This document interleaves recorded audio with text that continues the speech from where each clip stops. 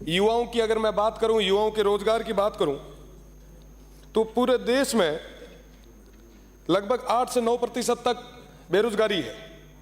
वहीं हमारे राजस्थान में वो बेरोजगारी दर 27% है। सबसे ज्यादा अगर कहीं बेरोजगार आज के समय में कहीं है तो वो हमारे राजस्थान में।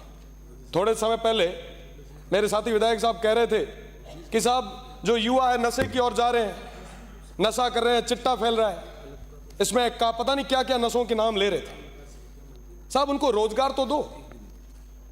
सुबह हम लोग यहां पे 9 बजे आके बैठते हैं, रात को 9 बजे तक निकलते हैं। साहब नशा तो दूर, खाने का ही पता नहीं चलता। आप अगर उनको रोजगार दोगे तो कोई नशा नहीं करेगा। और रोजगार देने के लिए हमने क्या पॉलिसी बना रखी है? कोई यूथ पॉलिसी है क्या? आपने अभी कहा कि साहब हम 4 लाख युवाओं को रोजगार देंगे। मैं स्वागत करता हूं, मैं टेबल बजा के आपके इस फैसला का स्वागत करता हूं। पर 4 लाख युवाओं को रोजगार दोगे कैसे? वर्गीकरण किया आपने? आज के समय में हमारे यहां पे 2.5 करोड़ 2.5 करोड़ के आसपास 18 साल से कम युवा है। 88 लाख तो पहले से ही बैठे हैं और आने वाले 5 साल में 70 लाख की एक भीड़ और तैयार हो जाएगी। 1.5 करोड़ जो बेरोजगार होंगे, उन 1.5 करोड़ में 4 लाख नौकरी। क्या ये ठीक है? कया करे कि साहब ऊंट रे मांडे में जीरे वाली स्थिति हो जाए। हमें नए संसाधन डेवलप करने पड़ेंगे हर क्षेत्र में। उसके लिए हमें सभी को मिलकर काम करना पड़ेगा। मेरा निवेदन कि यूथ पॉलिसी बनाई जाए। यूथ पॉलिसी पे हम सब मिलकर काम करते हैं। और मैं तो प्रदेश की सरकार से, हमारे खेल मंत्री जी से, युवा मंत्री जी से मैं निवेदन करना चाहूंगा कि अगर यूथ पॉलिसी में अगर कोई समस्या आ रही है, मैं यहां पे पूरी जिम्मेदारी के साथ कह सकता हूं, आप ये जिम्मेदारी हम पे छोड़ें। आने वाले 7 दिन में यूथ पॉलिसी बना के आपके सामने रखेंगे, इस सदन के सामने रखेंगे, ये विश्वास के साथ कह रहा हूं।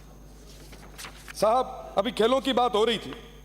आज से ठीक 3 दिन बाद पेरिस में ओलंपिक गेम हो रहे हैं।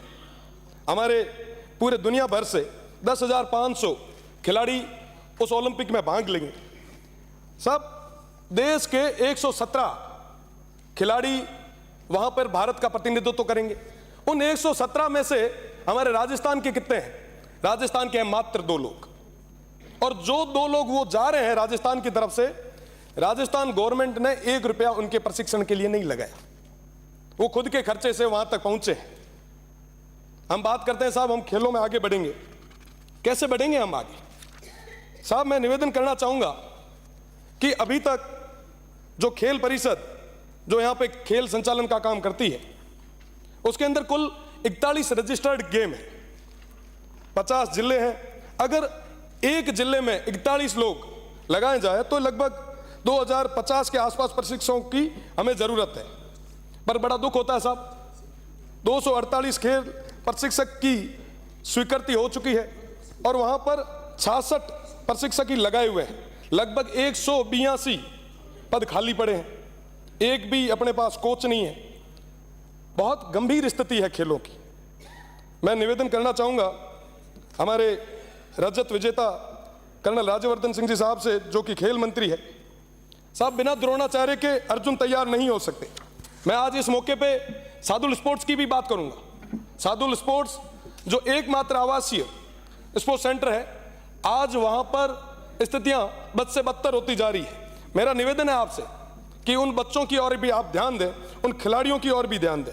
पिछले 16 साल से उन खिलाड़ियों को भोजन भत्ते के रूप में 1 रुपया भी इजाफा नहीं किया गया। 16 साल में महंगाई तो बढ़ गई, पर आज भी उनका भोजन भत्ता वो वैसा का वैसा है। आप देखेंगे कि साहब 50 डिग्री टेम्परेचर में भी वो खिलाड़ी, वो हमारे छोटे भाई जो आने वाले समय में राजस्थान का, भारत का नाम रोशन करेंगे, वो एक पंखे के नीचे बैठे हैं। हम तो बड़े बड़े एशियों में बैठे हैं साहब, पर उन खिलाड़ियों की बात कौन करेगा?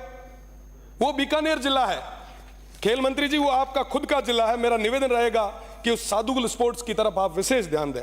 साथ ही साथ मेरा निवेदन कि तमाम युवाओं के रोजगार के लिए आप नए संसाधन लाएं। मुझे समय दिया, इसलिए मैं सभापति महोदय आपका बहुत बहुत धन्यवाद ज्ञापित करूंगा। बहुत बहुत धन्यवाद।